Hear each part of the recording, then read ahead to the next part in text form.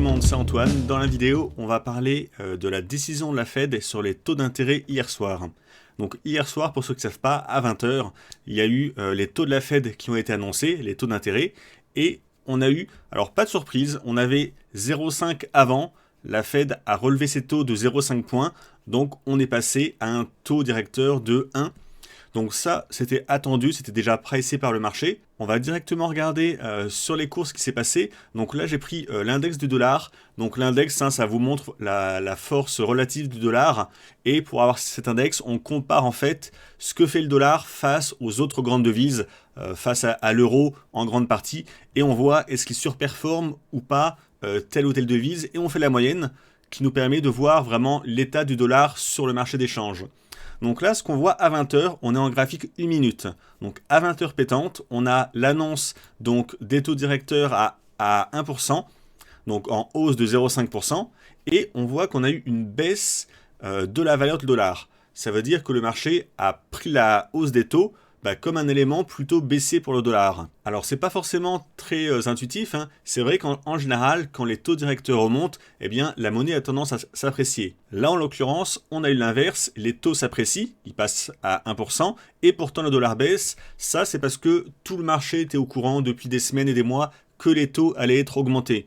C'est pas une augmentation surprise, c'est une augmentation qui était attendue par le marché, hein. Dans le calendrier économique, vous avez ici la prévision, le consensus des analystes qui qu'il y avait des fortes présomptions que le taux soit augmenté de 0,5%, et donc la nouvelle était déjà pricée par le marché, les gens avaient déjà anticipé ça, et donc ils avaient déjà acheté du dollar en amont. Sur les marchés financiers, il y a l'adage bien connu, on achète la rumeur et on vend la nouvelle. C'est un peu ce qui s'est passé ici. La rumeur de la hausse des taux a été achetée il y a déjà des semaines ou des mois, et là, la publication, la nouvelle qui est tombée, elle est vendue. Alors en même temps, hein, ça n'a pas été une grosse baisse, hein, ça n'a pas baissé immensément, mais on voit que dans les premières minutes de la publication de la nouvelle, pendant les 5 premières minutes, ça a baissé.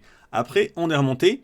En fait, on est remonté au moment du début de la conférence de presse. Donc ça, c'était à 20 h 30, conférence de presse donc de la Fed. Et à 20 h 30, eh bien, c'est cette bougie, 1 minute. Donc le type arrive, dit bonjour, et ça part à la hausse, mais ça a duré pendant 4 minutes avant qu'on redégringole ici. Alors pourquoi ça a baissé par la suite? Il faut savoir que quand vous avez les taux directeurs, à moins qu'il y ait une grosse surprise sur les taux, là c'était parfaitement attendu, ce qui va compter c'est la conférence de presse qu'il y a derrière. La conférence de presse, c'est un peu le jeu du chat à la souris. Le but des journalistes, quand ils vont poser des questions, ça va être de savoir ce que pense la Fed. Donc ce que pense la Fed à moyen et à long terme, donc sur quoi on peut s'attendre pour la suite. Le but pour la Fed, ça va pas être de montrer son jeu, de pas annoncer qu'on va faire ça ou ça pour la suite trop explicitement. Le but des banques centrales, c'est quand même la stabilité financière et surtout de leur monnaie. Donc ils veulent pas faire des annonces qui pourraient chambouler cette stabilité. Parfois même, les dirigeants des banques centrales vont se servir de ces réunions pour faire passer des messages. Par exemple, en 2014, Mario Draghi, il était alors directeur de la BCE, avait dit en conférence de presse, en substance, je trouve que l'euro actuellement est un peu fort. Cette petite phrase, elle avait fait baisser l'euro de plusieurs pourcents peu après, parce que les marchés avaient réagi. Si le chef de la BCE dit que l'euro est fort, ça veut dire qu'il va prendre des mesures pour faire baisser l'euro. Donc, si j'ai des euros, je vais vite les vendre avant qu'il prenne les mesures. Et donc, Draghi, il avait réussi le coup en conf de presse, de faire baisser l'euro par ses propos sans prendre aucune mesure. Donc, il avait réussi son objectif, faire baisser l'euro, et ça ne lui avait rien coûté. Pour en revenir ici au dollar, ce qui a vraisemblablement fait baisser ici le dollar, la valeur du dollar, c'est quand on a demandé à la Fed est-ce qu'elle comptait augmenter le rythme des hausses dans le futur. Là, elle a remonté les taux de 0,5, mais elle aurait pu les remonter de 0,75. Certains acteurs s'attendaient à ça d'ailleurs, qu'on ait une hausse plus importante que prévu pour combattre l'inflation qui est galopante aux USA.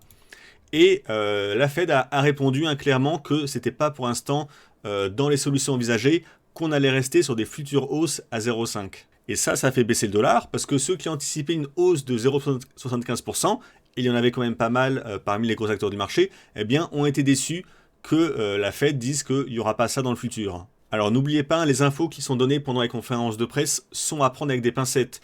Demandez-vous toujours quel est leur but en disant ça ou ça.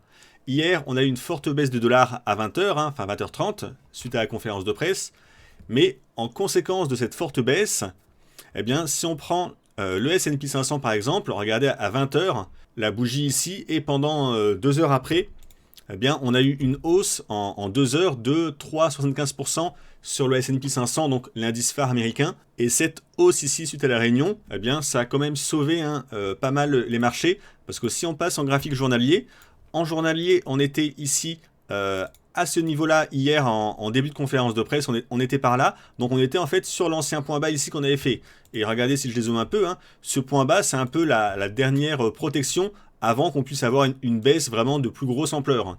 Donc il fallait protéger ce niveau, donc on peut dire que la conférence de la Fed est tombée à pic, propos haussier pour les indices, donc baissier pour le dollar, haussier pour les indices, et on a préservé le support. La Fed et la BCE sont dans des positions assez inconfortables en ce moment, parce que l'inflation explose, donc on est obligé de remonter les taux directeurs pour la combattre.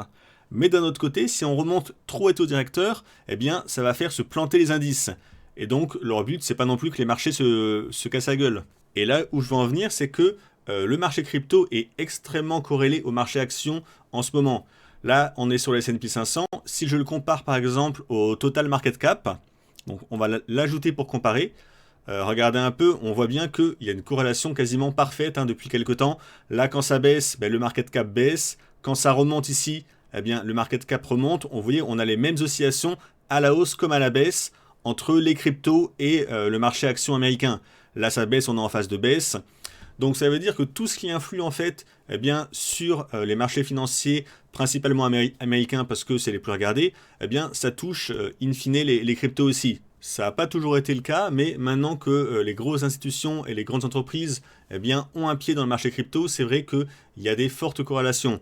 Donc il faut forcément prendre en compte dans votre trading, dans le trading plutôt je parle à long terme là, ces corrélations et les événements qui peuvent arriver sur le marché. Donc l'événement majeur sur les marchés, c'est vraiment les taux de la Fed et de la BCE et les conférences de presse qui vont avec. C'est ça qui peut vraiment driver les mouvements sur les marchés à moyen voire long terme. Et pour finir, on va faire une rapide analyse sur le Bitcoin. En format journalier, on est toujours en tendance haussière de fond. Donc quand je dis de fond, c'est vraiment ce canal haussier parallèle tracé à partir des points hauts et qui colle parfaitement les 3-4 points bas. Donc tant qu'on est toujours dedans, ça nous montre simplement que la tendance haussière de fond tient bien. Donc tant qu'elle tient bien, tant qu'on est dessus, le plan c'est plutôt des achats, mais après pas à n'importe quel prix. Le meilleur prix, c'est si jamais on rebaissait dans la prochaine semaine, retester le bas du canal. C'est là qu'on aurait en tout cas le meilleur ratio rendement-risque pour tenter d'entrer avec un stop un peu large sous le canal, en espérant le retour du bull run. Ça c'est vraiment pour du long terme que je parle. En tout cas, dans vos plans, même plan court terme, tant qu'on est dans le canal haussier, la direction reste haussière. Après, à plus court terme, on a également un petit canal haussier parallèle en blanc. Donc point haut, point haut, point haut. Pareil, les points bas parallèles avec les mèches basses. Ici, qu'on a retesté ici. Avec hier, un beau rebond si on passe en 8 heures. Donc toujours pareil, on fait les poupées russes, on regarde dans les plus grands time frames en dézoomant, puis on zoome de plus en plus petit. Hier, on était en bas du canal.